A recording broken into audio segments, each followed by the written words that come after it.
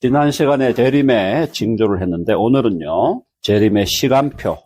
재림의 시간표 그러니까 뭐 날짜를 정하는 거냐? 그건 아닙니다.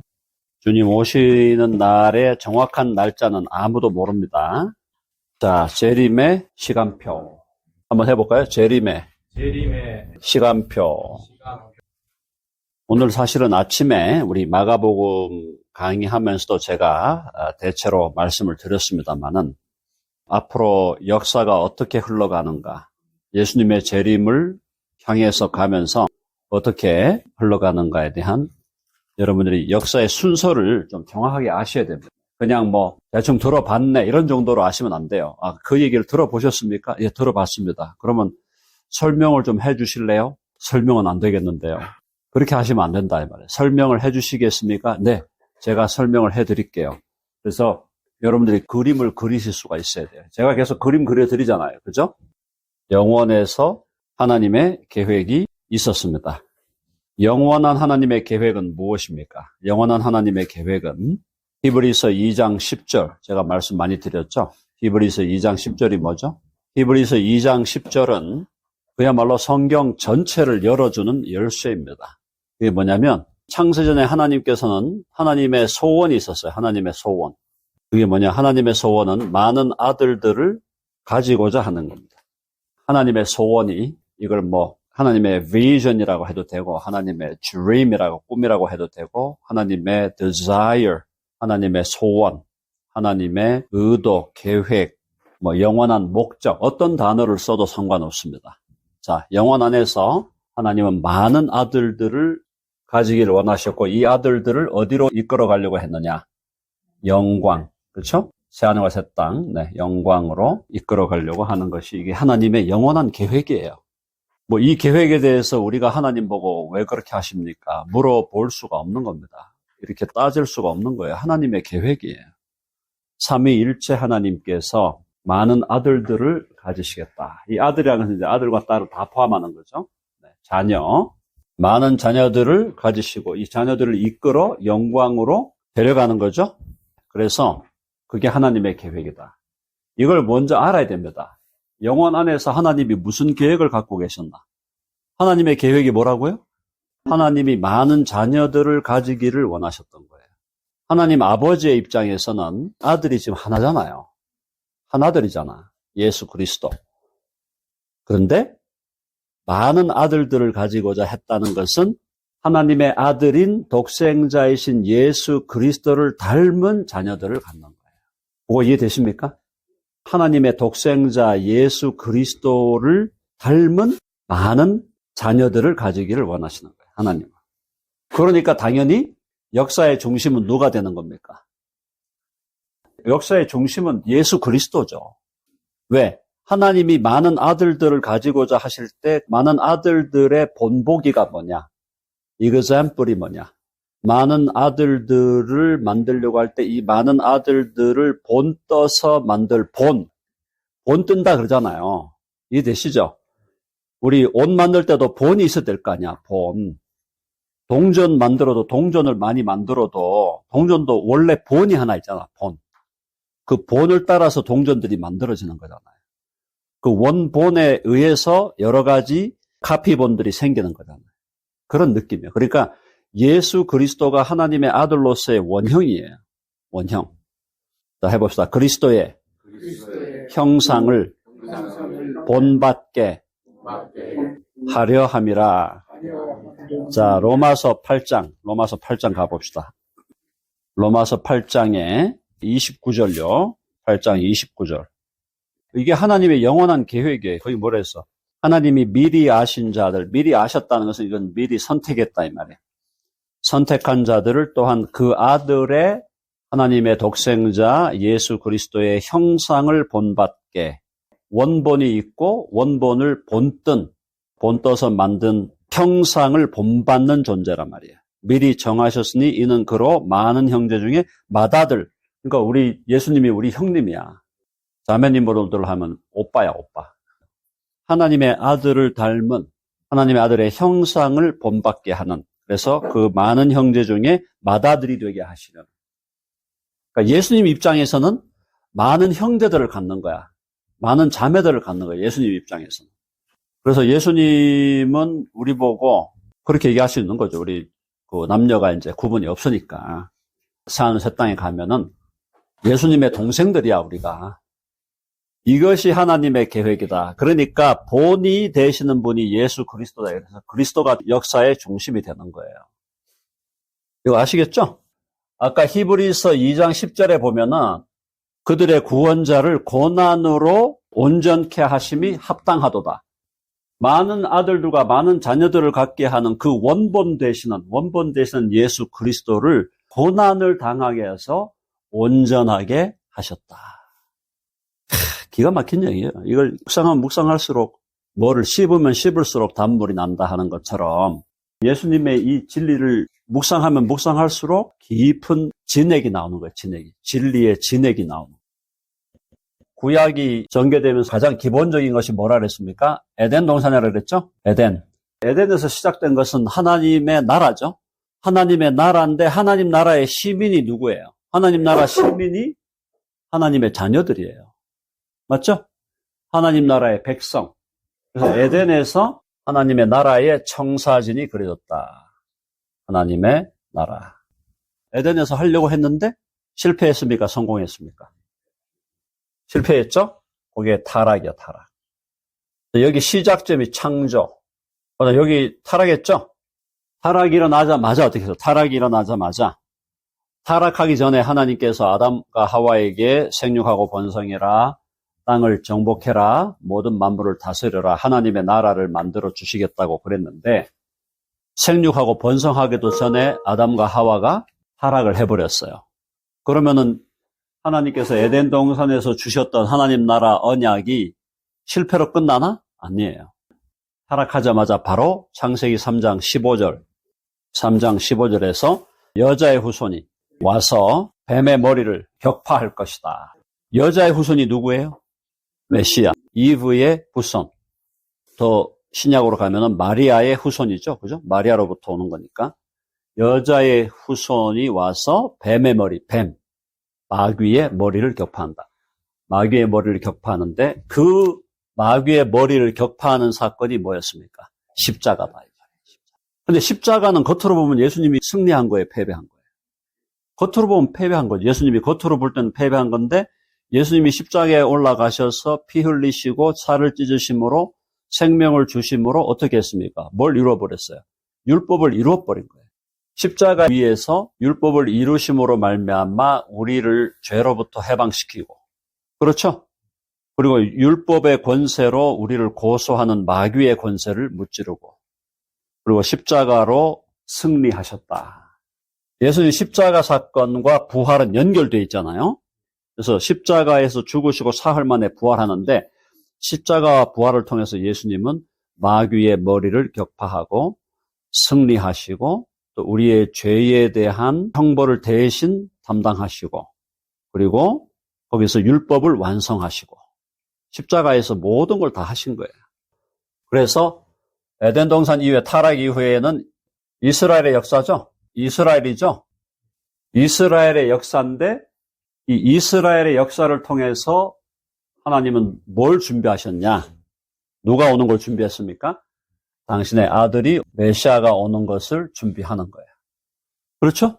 그래서 이스라엘이 주된 백성이었고 여기에 이방인이 있습니까? 없습니까? 구약에? 구약에 이방인이 있어요? 없어요? 이방인이 있어요. 그래서 우리가 구약교회라 그래요. 구약교회. 구약교회 안에 이방인이 있어요. 첫째 이방인 어떤 이방인이었냐? 이스라엘 백성이 애굽을 출발해가 나와. 애굽에서 출애굽할 때 누가 따라왔어요?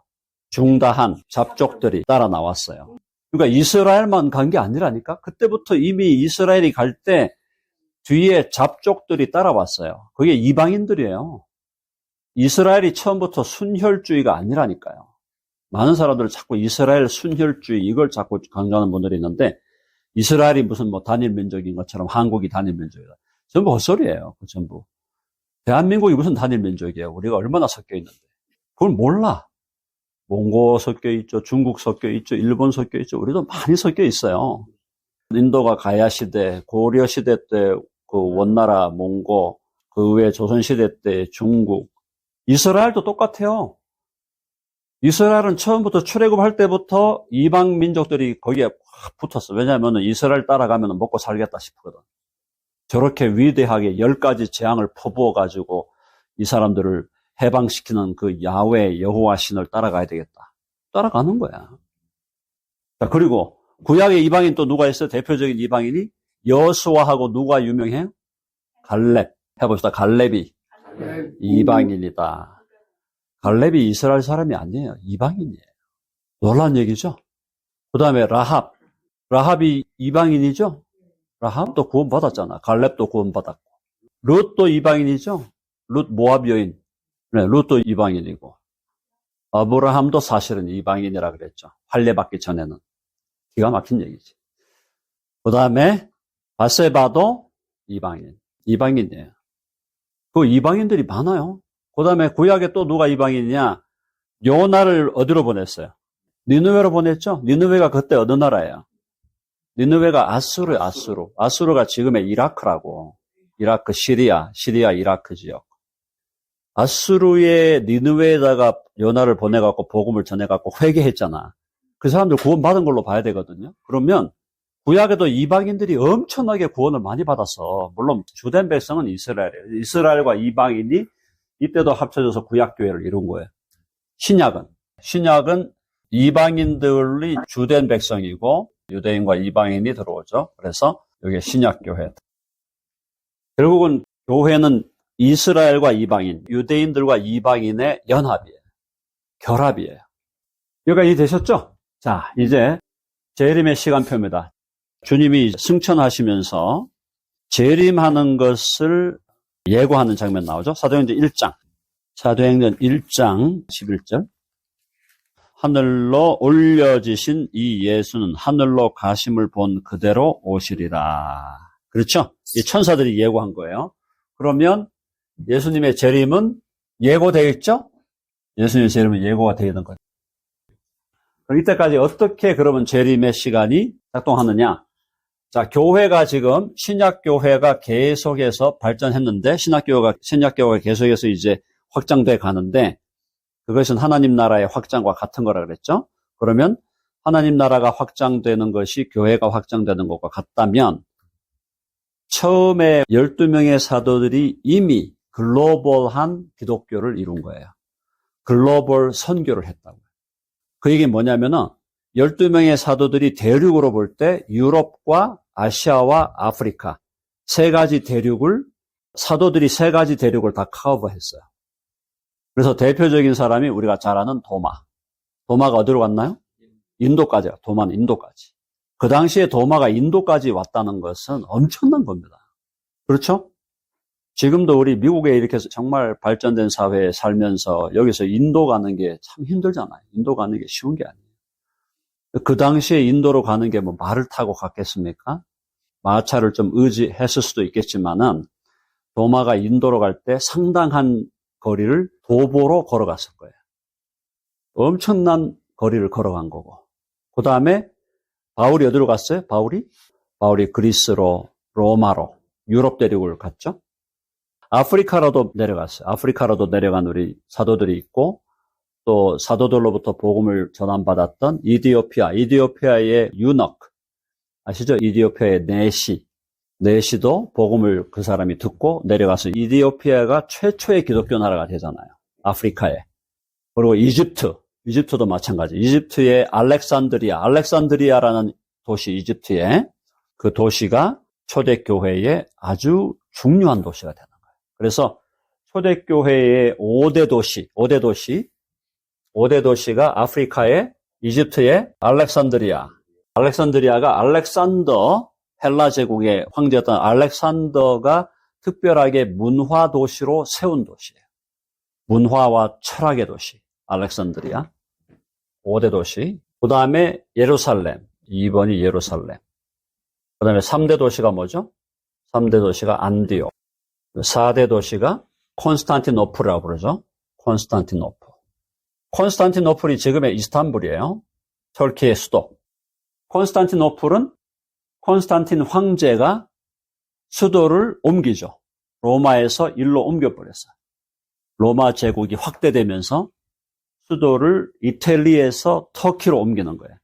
터키의 콘스탄티노플. 그래서 이게 콘스탄틴이 세운 노플, 폴리스다. 그래서 도시다 이 말이에요. 메트로폴리탄 할 때 그 의미가 노프레라는 단어에 나오는 거예요.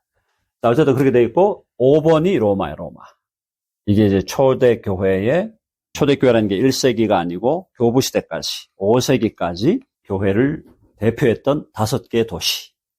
그러면 예루살렘하고 안디옥하고 콘스탄티노플은 아시아예요. 그렇죠? 로마는 유럽이야. 그다음에 알렉산드리아는 아프리카예요. 기독교가 이미 세 대륙에 전파되었다. 글로벌한, 그 당시에 지중해권으로 볼 때는 글로벌한 종교가 된 거죠. 근데 여기서 이제 동방으로 가서 동방으로 가는 거는 이제 여기서 예루살렘에서 시리아로 해서 페르시아, 이란, 오늘날의 이라크와 이란을 통과하면 인도로 가는 거죠. 그게 이제 동방 기독교로. 근데 인도만 간 게 아니고 나중에 알고 보니까 어디까지 왔더라? 그렇죠. 중국과 한국, 심지어 일본에도 왔다는 설을 지금 누군가 제기하고 있습니다. 그래서 그때 기독교가 물론 약간 뭐랄까요?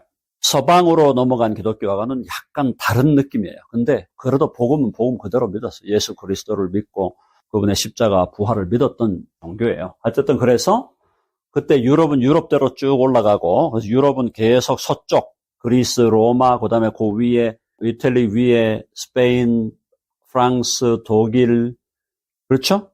그리고 딱 건너면은 영국에서 미국, 그리고 미국만 간 게 아니죠. 유럽에서 남미로도 다 갔잖아요. 남미로. 물론 이제 가톨릭 중심으로 갔지만, 개신교도 또 따라갔어요.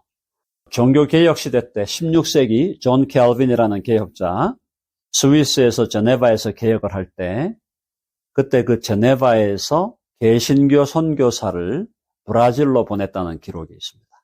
신기한 얘기죠. 그래서 지금 브라질은 장로교가 굉장히 있어요.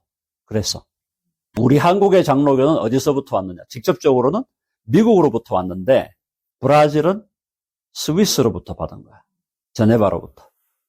그래서 남미와 북미가 복음화가 되고 그러면서 이제 미국을 통해서 미국에서 캐나다를 통해서 또 이 호주, 영국과 연결된 호주, 뭐 유럽의 영국, 독일 이런 쪽에서 선교사들이 대거 어디로 옵니까?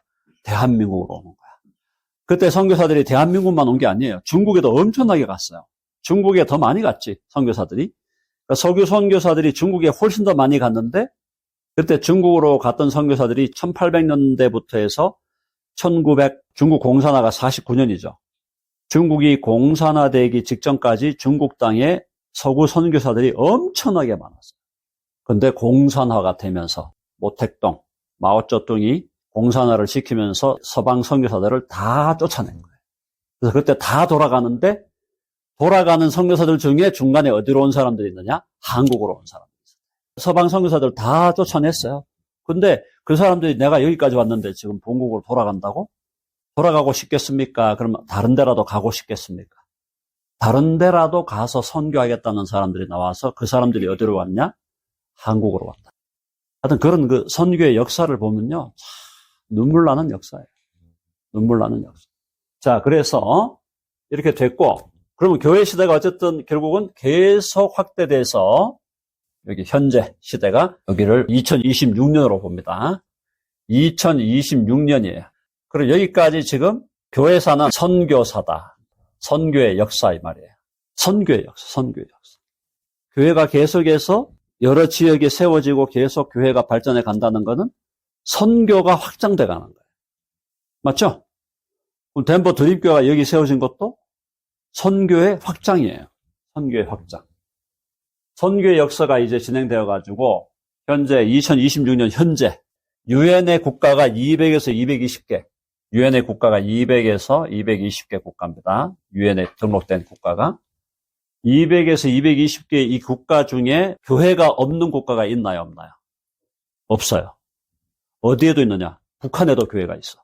북한의 지하교회 지금 우리가 많이 보는 분들은 30만 정도 봅니다. 많이 보는 분들.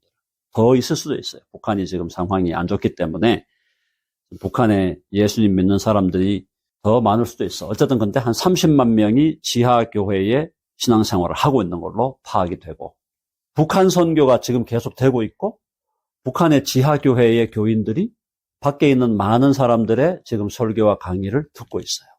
기가 막힌 얘기예요. 억압이 심하고 박해가 심하니까 신앙을 통해서나마 위안을 얻어야 되는 거예요.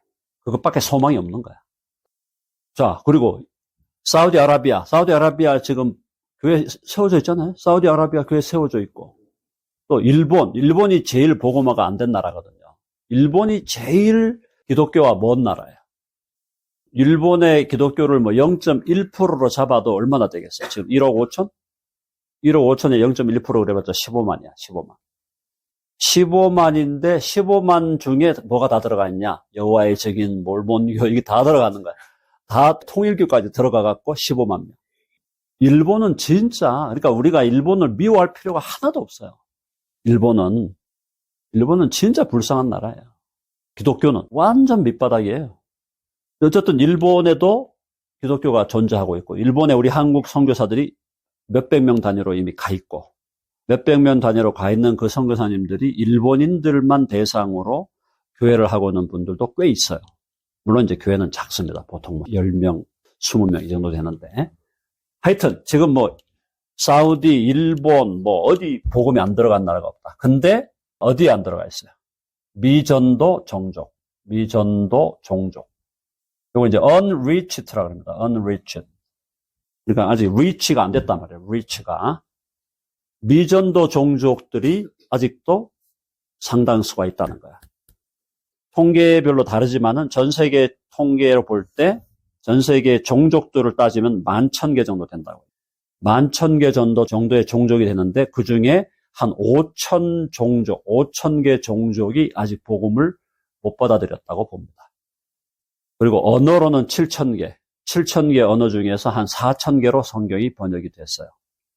그러면 3,000개 언어로 성경이 번역이 돼야 되고 5,000개 종족이 복음을 아직 받아들여야 돼요. 근데 국가로 볼 때는 이미 끝났어. 국가로 볼 때는. 근데 종족들이 있어요. 한 국가에도 여러 종족이 있고, 중국만 해도 종족이 얼마나 많아요. 여기 남미로 가면 남미도 한 나라라도 거기 종족이 다 달라요.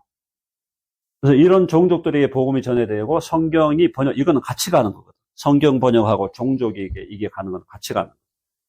그런데 저희가 계속 여러분 카페 선교, 커피 선교를 왜 하느냐라고 물을 때 제가 계속 대답했던 게 뭐냐면 이 미전도 종족들이 거하는 그 지역이 해볼까요? 커피 벨트. 네, 커피 벨트야. 거기가. 커피가 생산되는 커피 생산 지역에 사는 사람들의 상당수가 미전도 종족들이에요. 그래서 커피 선교는 그런 의미에서 선교의 마지막 프란티어, 마지막 최전선을 향한 공격적 선교다. 그렇게 보시면 돼요. 그리고 현대도 이 땅에도 지금 복음 받아들이려고 할 때 교회 나오십시오 하면은 안 나오던 사람이 우리 카페 만나서 차 한잔 합시다. 그러면 나온단 말이에요. 그러니까 만약에 이제 우리가 앞으로 덴버 드림교회가 우리가 이제 소로 카페를 덴버에 지으면 그 카페로 오시라 하면 돼. 교회 오라 그러지 말고 집사님 커피 한 잔 내가 살 테니까 오라고. 우리 장로님도 오라 그래가지고 커피 한 잔 사면서 앉아서 대화하면서 복음 전하면 돼. 얼마나 좋아. 그죠? 교회 오라 그러면 안 와요. 교회 오라 그러면 안 와. 그래서 여기가 이제 커피 벨트가 지금 그렇게 돼 있다. 자, 근데 제일 중요한 것은 여러분, 지금 예수님 재림의 마지막 징조 중에 하나가 뭐라 그랬어요? 세계 선교 완성이라고 그랬죠? 세계 선교가 완성돼야 돼. 그럼 세계 선교 완성은 지금 어디까지 와 있나? 얼마 안 남았다고 봐야 돼요. 그럼 세계 선교 완성을 위해서 지금 성경이 번역돼야 되거든? 성경 번역을 위해서 뭐가 필요하다? 성경 번역을 위해서 하나님 이번에 우리에게 주신 것이 AI다, AI. AI는 성경 번역의 속도를 엄청나게 늘려놓은 거, 엄청나게. AI가 성경 번역을 하면 엄청난 빠른 속도로 지금 성경 번역이 되고 있어요. 여기에 우리 덴버 신학교에서 오랫동안 이사를 했던 우리 레리라고 하는 형제가 있는데, 레리 그레이버라고, 그 형제가 덴버 신학교 이사로 오래 일했고 상당히 신실한 크리스찬이에요. 이 사람이 여기에 깊이 관여를 하고 있어요, 지금. 한번 만나 대화를 해봤는데, 자기도 막 놀랄 노자래요. 자기도 놀랄 정도로 AI가 성경 번역을 하는데 엄청나게 번역을 하고. 성경 번역하고 있고 지금 미전도 종족을 향해서 지금도 어쨌든 우리가 선교사들이 계속 파송되고 있는데 그 선교사들이 이제는 어떤 방향으로 가야 되느냐. 전문인 선교로 가야 된다. 해보세요. 전문인 선교. 전문인 선교가 쉽게 말하면 전문인 선교가 뭐냐면은 비즈니스 선교다 이 말이에요. 비즈니스 선교로 가야 돼요. 입국하는데 왜 오셨어요? 선교사인데요. 추방이야. 사업하러 왔습니다. 아, 어서 오세요. 웰컴. 사업하러 왔다 그러면 웰컴이에요. 맞죠? 사업하러 왔어, 사업하러. 무슨 사업할래? 카페 하나 해보려 합니다. 카페 앤 베이커리. 그리고 뭐 하러 왔어요? 비즈니스 하러 왔는데요. 무슨 비즈니스? 덴티스트 오피스 하나 열라 합니다. Why not? 메디컬 클리닉 하나 하려고 한다. Why not? 지금 비즈니스 선교를 해야 그나마 닫힌 문이 열린다는 거예요, 지금은. 그냥 전통적으로 선교로 왔는데요. 이러면 절대 못 들어가요. 아무도 못 들어가요. 못 들어오게 합니다. 공산권이고 이슬람권이고 갈 수 있는 데가 없어요. 그리고 가서 전통적인 의미로 선교할 때 너무너무 힘들어요. 미안한 얘기지만 불법 체류가 많죠. 선교사님들이. 그래서 그런 얘기 하잖아. 선교사님들이 정문으로 못 들어가고 뒷문으로 들어간다. 뒷문으로 들어가도 선교하면 될 거 아니냐. 물론 그거는 가능하지만 그거는 최선은 아니잖아요. 차선, 차악이지. 어쨌든 이런 식으로 이제 우리가 이걸로 해서 세계 선교는 완성될 것이다. 그럼 이 비즈니스 전문인 선교에서 우리가 결국은 커피 선교를 해야 된다. 커피숍이 없는 나라가 있습니까? 커피숍 없는 나라 있을까요? 없을까요? 커피숍이 없는 나라가 없어요. 이슬람권에 가도 커피, 공산권에 가도 커피 얼마나 열심히 마신대요. 러시아, 큐바. 그러니까 이걸로 하자는 거야, 지금. 승부를 이걸로 하자. 세계 선교가 완성되는 시점 얼마 안 남았다는 겁니다. 이게 이제 앞으로 10년이 될지 20년이 될지 30년이 될지 100년은 안 간다고 봅니다. 확실하게 말씀드릴 수 있어요. 100년은 안 가요. 몇십 년 단위로 이제 끝날 거야. 그러면 선교 완성이 되고 나면 그 다음에 어떤 시대가 오느냐. 여기 선교 완성과 더불어 같이 가는 것이 배도의 시기야. 배도의 시기. 지금 우리가 살고 있는 시대는 전통적인 교회는 사실 자꾸 이탈해. 자꾸 성경에서 이탈하고 복음에서 이탈하고 있어요. 전통적인 교회들은. 선교지는 또 확대되고 있어요. 그러니까 선교는 계속해서 완성을 향해 가고 있고 전통적인 교회는 계속 이탈하고 있어요. 이탈. 자, 우리 가봅시다. 데살로니가 후서 2장. 데살로니가 후서는 바울의 계시록이에요. 데살로니가 후서 2장 1절부터 1절로 3절. 나와 있죠? 먼저 배교하는 일이 있다. 배교. 자, 이 배교는 뭐냐면 전통적인 교회들이 하나님의 말씀으로부터 이탈하는 걸 얘기하는 거예요. 배교라는 거는. 이해되시죠? 원래 안 믿는 사람들이 안 믿게로 남는 거는 배교라고 하지 않잖아요. 예수님을 믿겠다고 모였는데 이 사람들이 이제 말씀으로부터 이탈해가는 거예요.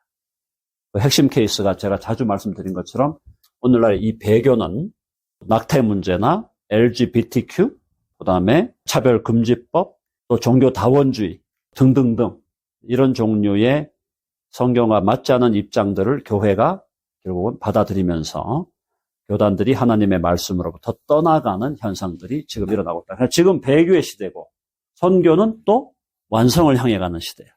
맞죠? 그 다음에 이제 여기에 선교가 완성되면은 그 다음에 뭐가 온다 그랬어요? 그 다음에 해봅시다. 대환란. 대환란이죠? 이 대환란의 시대가 얼마나 될지는 알 수 없지만은 그렇게 길지는 않습니다. 이 대환란의 시기를 너무 길게는 주님께서 가져가시지 않으시겠다 그랬어요. 너무 길게 가져가면은 지치거든요. 너무너무 힘들고 하니까. 이 대환란의 시대가 이때에 지배하는 적그리스도가 지배하게 되고, 그 다음에 이 적그리스도를 향한 하나님의 재앙이 쏟아지고, 재앙이 쏟아지면서 666도 등장하고, 교회는 보호를 받는다. 그게 바로 거기 나와 있죠? 3절 보시면, 데살로니가 후서 2장 3절 다시 보시면 누가 어떻게 하여도 너희가 미혹되지 말라. 먼저 배교하는 일이 있고 저 불법의 사람 멸망의 아들 다 적그리스도를 같이 부르는 겁니다. 나타나기 전에는 그날이 이르지 아니하리니 이 적그리스도가 최종적으로 주장하는 게 뭐냐?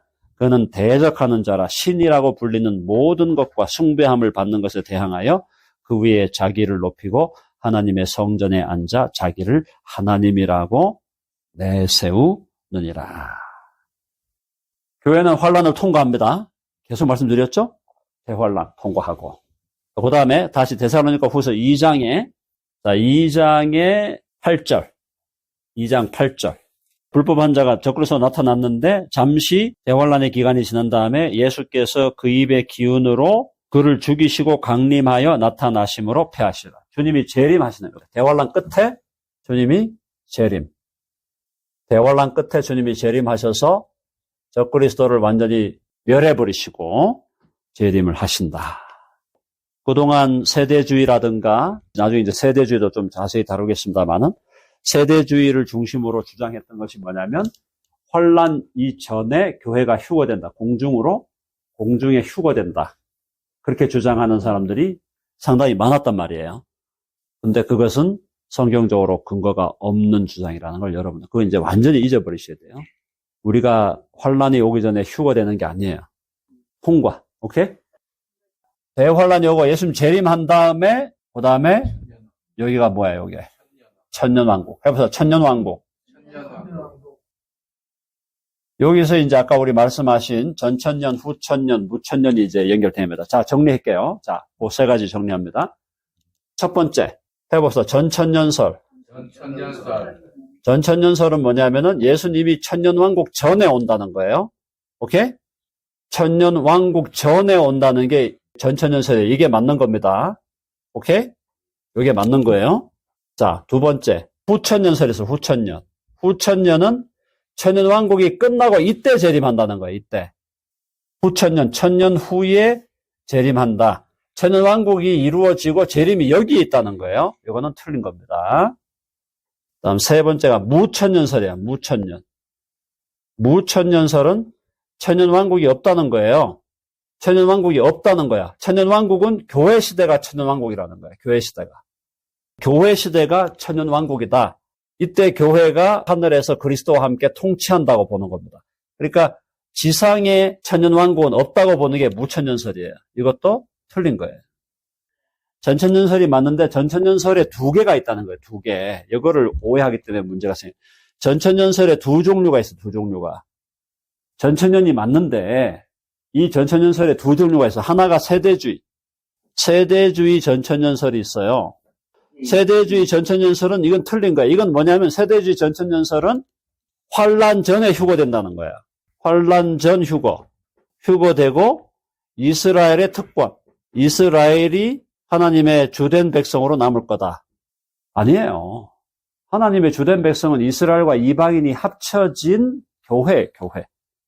그러니까 세대주의 전천년설, 이렇게 주장하는 세대주의 전천년설은 틀린 거고, 그거와 다른 전천년설이 뭐냐? 그게 바로 저의 입장인데, 그것이 바로 역사적 전천년설이에요. 역사적 전천년설. 여기에 이제 저의 입장인데, 저는 이것이 맞다고 보고, 이거는 뭘 주장하는 거냐? 교회가 환란 통과. 해봅시다. 교회는 환란을 통과한다. 그때 하나님이 보호하는 거예요. 통과하고. 그리고 이스라엘의 특권이 주어지는 게 아니라 하나님의 백성의 주인공은 교회다.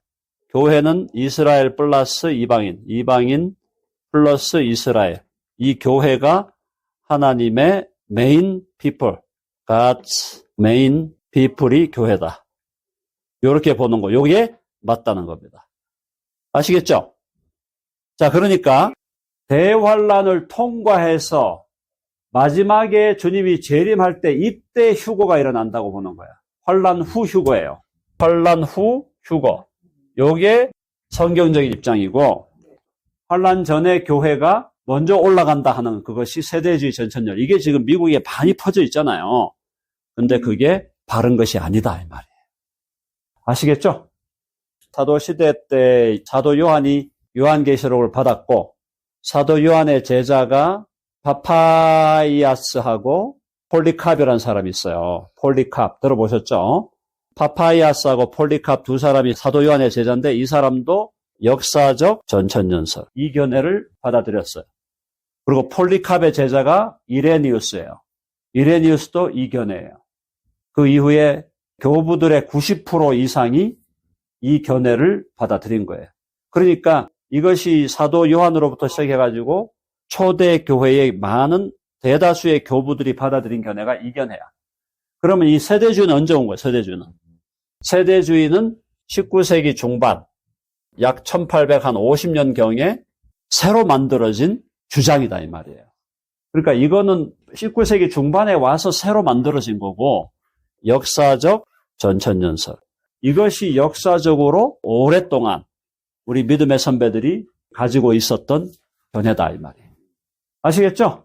앞으로 지금 종말론 하면서 계속 이야기를 제가 할 거예요. 하는데 오늘 일단 여러분들에게 제가 시간표를 그려준 거예요. 큰 시간표를. 이게 정말 큰 그림이에요. 천년왕국에 대한 이 기본적인 견해도 이런 것이 있는데 전천연설에도 두 가지가 있었구나. 그 중에도 역사적 전천연설이 맞는 거구나. 이렇게 우리가 정리를 하는 것입니다. 무천연설은 기본이 카톨릭이죠. 무천연설이 카톨릭이 기본 공식적인 주장이고 플러스 많은 복음주의자들도 무천연설을 주장했는데 무천연설이 왜 사람들에게 자꾸 이렇게 강력한 이 후보로 자꾸 떠오르냐 하면은 이 무천연설을 루터와 칼빈이 제대로 비판을 못했어요. 루터, 칼빈 같은 위대한 개혁자들이 이때 이 종말론이 잘 안 보였던 거야. 미안한 얘기지만 제가 루터와 칼빈을 제가 너무너무 좋아하지만 루터와 칼빈을 뭐 저의 신학적인 멘토로 모시고 있지만은 루터와 칼빈이 이 계시록을 천년왕국이나 이런 부분에 대해서 정확한 견해가 없이 그냥 카톨릭의 입장을 그대로 받아들인 거예요. 아시겠죠? 그대로 받아들여서 루터와 칼빈을 따르는 분들 중에 루터 칼빈도 무천년이니까 나도 무천년이더라라고 주장하는 분들이 많이 있는데 루터 칼빈이 구원의 복음은 제대로 정말 잘 회복해서 전달했지만 이분들이 종말론에선 사실은 좀 아쉬운 점이 있었다. 그죠? 너무 좀 일찍 돌아가셨어. 우리 존 캘빈 형님도 55세에 돌아가셨고 루터 형님도 63세에 돌아가셔가지고 너무 일찍 돌아가셔. 조금 더 연구를 했어야 되는데.